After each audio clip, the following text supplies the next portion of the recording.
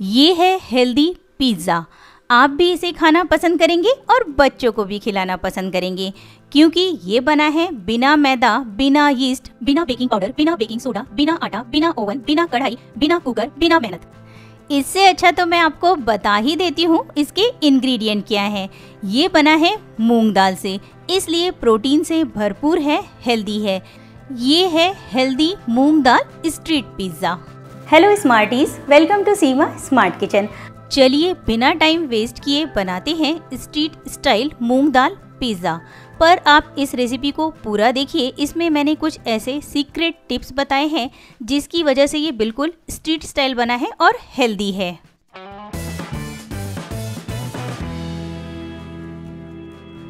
ये है मूंग दाल पिज़्ज़ा के इंग्रेडिएंट। आप देख सकते हैं ये सभी इंग्रेडिएंट बहुत ही आसानी से घर में मिल जाते हैं। 1 कप बिना छिलके वाली मूंग दाल को रात भर के लिए या फिर 7 से 8 घंटे के लिए पानी में भिगाकर रख देना है। उसके बाद इसका पानी निकाल दीजिए। मूंग दाल को ग्राइंडर में डालकर महीन ग्राइंड कर लेना है। ग्राइंड करते समय इसमें आधा कप पानी डालना है। जितनी हमने मूंग दाल ली थी उससे आधा हमें पानी डालना है। अगर आपने 2 कप ली है तो 1 कप पानी डालकर ग्राइंड कर लीजिए। ग्राइंड करते समय इसमें हरी मिर्च डालिए, इससे इसका टेस्ट और बढ़ जाएगा। मैंने 1 कप मूंग दाल भिगाई थी, इसलिए आधा कप पानी डाल रही हूँ। मूंग दाल को भीगने के बाद उसका पूरा पानी निकालना है, तभी आपको आधा कप पानी डालना है, नहीं तो थोड़ा सा कम डालना है। ग्राइंड की हुई दाल को एक बर्तन में निकाल लीजिए।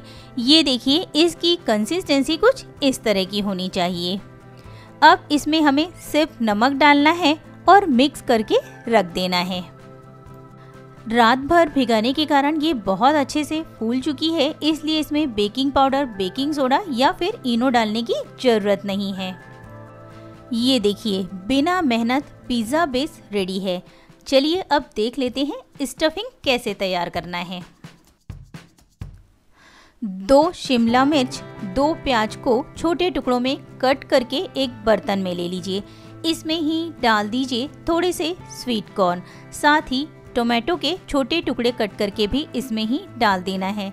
वैसे सब्जियां आप अपने पसंद के अनुसार कोई भी ले सकते हैं। इसमें ही डाल दीजिए मिक्स हर्ब और चिली फ्लेक्स, साथ ही डाल दीजिए 3 से 4 चम्मच टोमेटो सॉस या फिर पिज़्ज़ा सॉस। मैं यहाँ पे टोमेटो सॉस डाल रही हूँ, इससे भी बहुत अच्छा टेस्ट आता है। अच्छे से मिक्स कर लेना है। नमक डालने की ज़रूरत नहीं है क्योंकि हम चीज़ डाल रहे हैं और हमने सॉस भी डाली है। अब एक पैन लीजिए, इसमें डाल दीजिए 1.5 से 2 चम्मच बटर। बटर को मेल्ट कर लीजिए और बैटर में का आधा बैटर इस तवे पर डाल देना है।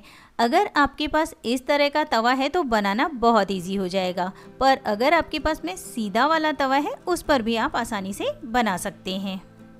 अब एकदम हल्के हाथों से बैटर को फैला लेना है, बहुत ज़्यादा दबाना नहीं है क्योंकि हमें मोटा पिज़्ज़ा बेस चाहिए। कुछ इस तरह से फ्लेम को लो कर दीजिए।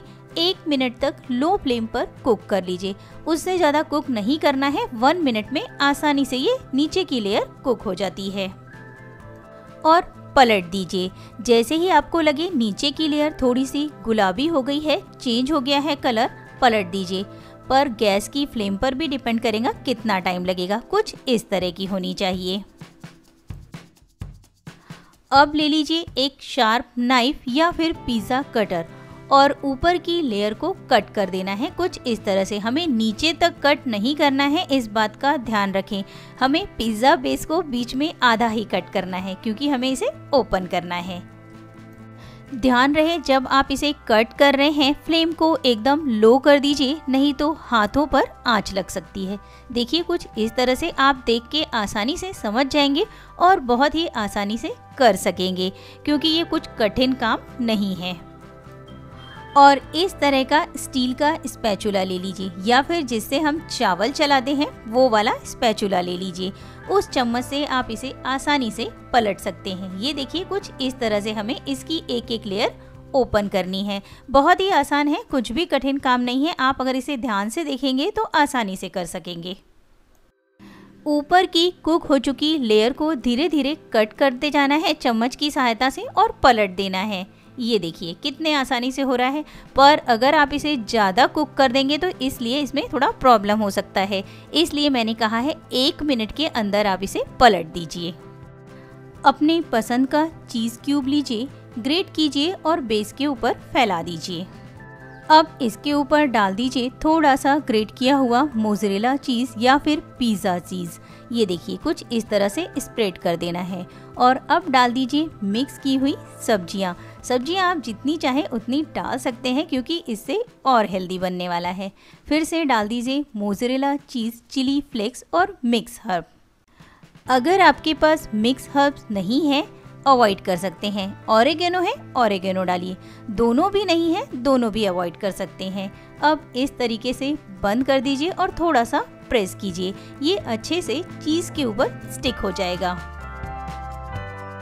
इस मूंग दाल पिज़्ज़ा को आपको खाने में ही नहीं बनाने में भी बहुत मज़ा आएगा क्योंकि ये बिल्कुल डिफरेंट स्टाइल का है और दिखने में बहुत ही प्यारा दिखता है। ऊपर से डाल दीजिए बटर आप अपने पसंद के अनुसार कम या ज़्यादा डाल सकते हैं, जितना खाते हैं उतना ही डालिए, मैंने थोड़ा सा ज़्यादा डाला है। और ऊपर से स्प्रेड कर दीजिए चिली फ्लेक्स और मिक्स हर्ब।